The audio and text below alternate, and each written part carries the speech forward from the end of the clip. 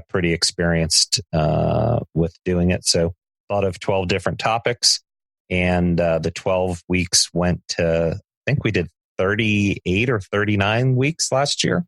So that was the first year that we had done it.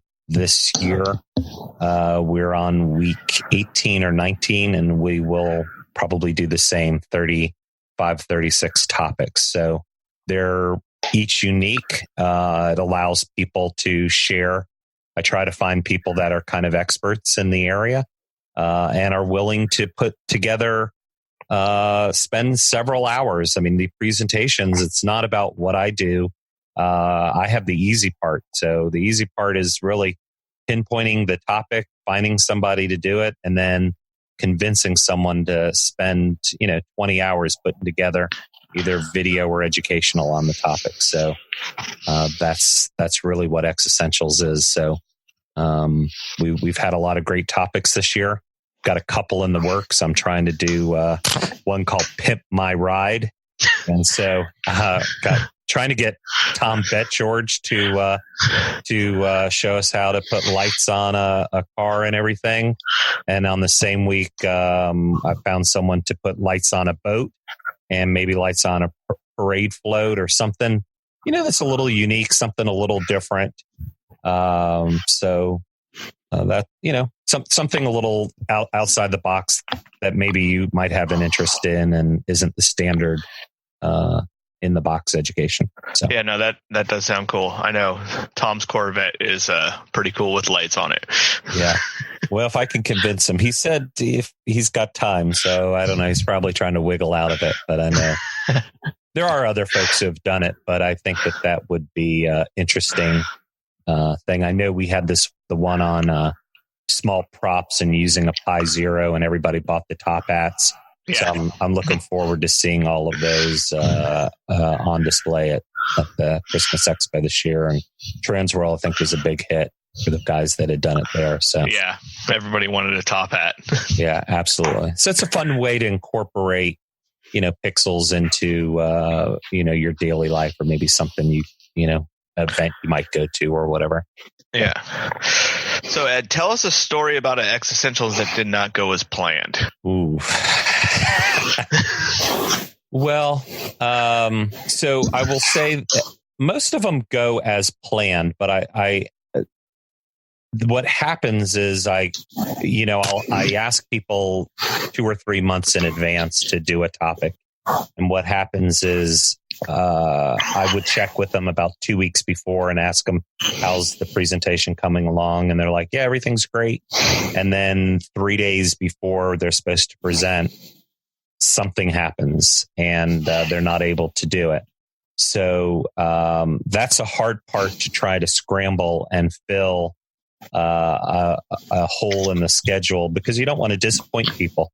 Every week we have generally about 80 to 120 that are in the Zoom room, and then generally another 10 to 30 that are on Facebook Live. So we've got 100 people every week that are actively on it, and then every week over 1,000 people view the videos. So we can tell on the number of views, and just to kind of tell you, we've had over 100,000 views, which is pretty amazing. Not a lot more than I ever thought would watch the content, but pretty staggering numbers. So I can't think of anything. I don't want to rat anybody out as well. That didn't go quite as planned, but some have definitely been rock star presentations. Can't think of any that didn't. We didn't have troubles, but sometimes there've been family issues or something. Somebody couldn't present on time. And that's the most challenging thing for me, is trying to backfill. And so we just had, I think 3 weeks ago, where maybe 2 weeks ago, Scott Hansen stepped up and with 2 days notice put together a whole presentation on backing up to the cloud. And it was an outstanding presentation. So a topic that was of interest, and, he gave up 2 days of work, or maybe worked around his work to put together a presentation so the folks weren't disappointed. So, it's really a community thing. I can take some of the credit for organizing it, but really it's the presenters that give of their time and experience and education, because we really do have a great group of people whose hearts are in the right place, that are really knowledgeable in so many different facets, that are willing to share that knowledge. And that's probably the best thing about it. So is there... I can answer it, but no, you're fine. You're fine. So is there any one existential topic or one episode or whatever word that you would use for it that is more popular or that sticks out to you as like, oh, this was one of our best ones? Well, the most watched one is Jordan Nash's on projection mapping. If you look on, I don't know why, but he's got over 15,000 views on YouTube. That video alone. The presentation I thought was the best was there was a 2-part presentation, and there was one on universe start channel and absolute numbering, and that one really crystallized for me the difference between the two. It's a hard topic, and the example that was given was of a stadium and a seat in the stadium and everything. So that one was probably the best, just conceptual, because sometimes you have problems in understanding something, and somebody can explain it in a way that you're not expecting, and they hit a home run with how they explain it to you. What was the most difficult part of making xEssentials happen? Like, was it getting everybody on board, or was it getting people to present? Getting people to present hasn't been too difficult. For those that don't know me, I've been told I have a driver personality. So I have a goal in mind, and I can see the finish line, and it's convincing others to join along. And that's probably been the one thing, is that people have shared the vision of where we're going with a lot of things. So we didn't even touch on, the Singing Faces group is another project that came out of that, and where we've gone with that. But it's seeing the finish line and other people sharing that same vision and jumping on. So that's probably, I don't think either have been really hard. Convincing people initially to allow me to do it was probably the hard part. But we started in January of last year. So they really wasn't too much to give me through April to do a 12-week program and see how it turned out. I don't know if that answers it, but yeah, that's a really good answer. For somebody that's new to this hobby, or somebody that's listening to this podcast and hearing about xEssentials for the first time, what is the best way for them to go to a library of where those videos are saved, or go back and find a topic or something that they wanted to learn about, or just start buzzing through, past things? What's the best way for them to learn from it? So there are 2 different videos on getting started. And so this past year we did, Russell McFarlane had done one. And this year what we tried to do is to have the presentations done in some way that they could be broken up. So he did one on top 10 questions that newbies ask. So if you had an interest in any of those 10 topics, you could fast forward to where it was done in that video, or watch the whole video. The prior year, he had done one on getting started as well. So he covered a lot of different topics on there. So, xEssentials, my hope is that it will grow into a bigger platform than just a once a week video. So we've got xEssentials Lite, which Matthew Mark has undertaken that project. And we have 400 different topics that will be all 2 to 5 minute videos that will all be done on different topics. And I think we've got 40 or 50 of those already complete. There will also hopefully be a video manual done at some point. So xLights, we've tried to do a PDF manual, and that was last updated in 2016. I know the group has been working on that, but it's an upward battle because every time Keith and those folks come up with a new feature, it's having to revise the manual. So we're looking at doing a whole video series that will all be able to, give you the functionality on one small part of xLights that people can refer back. Also looking at a wiki. There is a wiki up on the xLights page right now, but it's 3 years, 4 years out of date.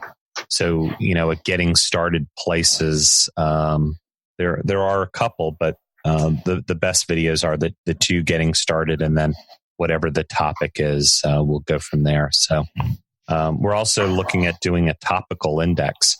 So if you have a question on something, let's say FPP and how to install it, there'll be a link to a place that you could go to that'll be a topical index. So, my hope is that in another year or so, the xEssentials will branch into different educational areas, not just what the weekly call, but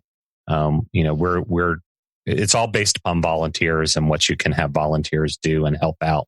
So I know on the xEssentials Lite, we've had about 25 or 30 people volunteer to do parts of that. So it's people sharing in the vision and helping each other out, and that's really what xLights and being a part of the Christmas community is all about. Yeah, and we're definitely want to support things like that to help everybody out and do what we can to make sure the community is growing and people are learning.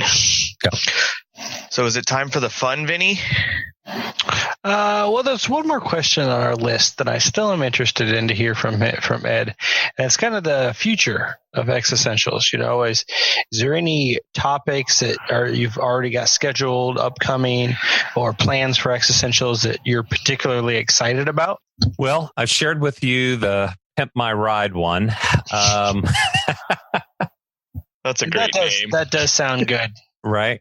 Well, so we have coming up the president of the Southeastern Haunters Association.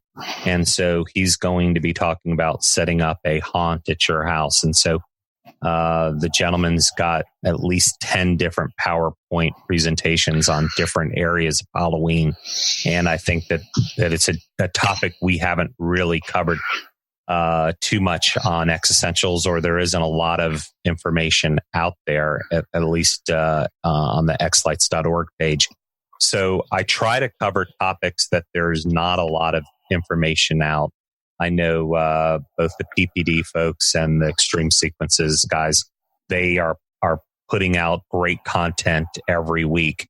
And I think there are all sorts of different avenues. And so I'm trying not to cover topics that maybe they're not covering or somebody else isn't covering, so that it's a little bit of interest to folks, and then give it a sexy name to the presentation, draw in interest, and go from there. So I'm trying to get JR to do one, and I know we've got Maggie coming up in about 4 weeks.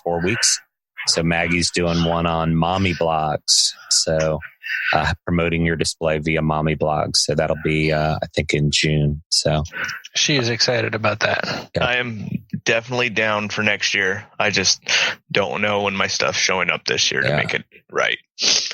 Yeah, understand.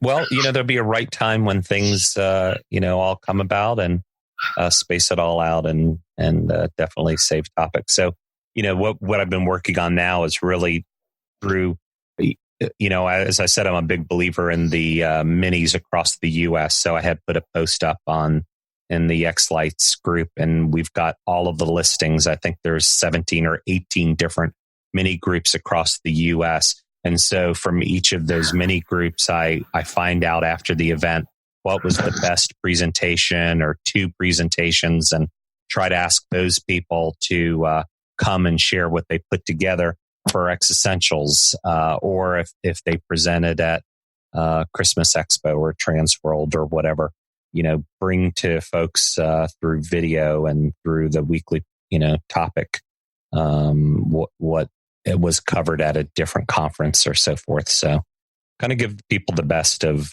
both worlds. So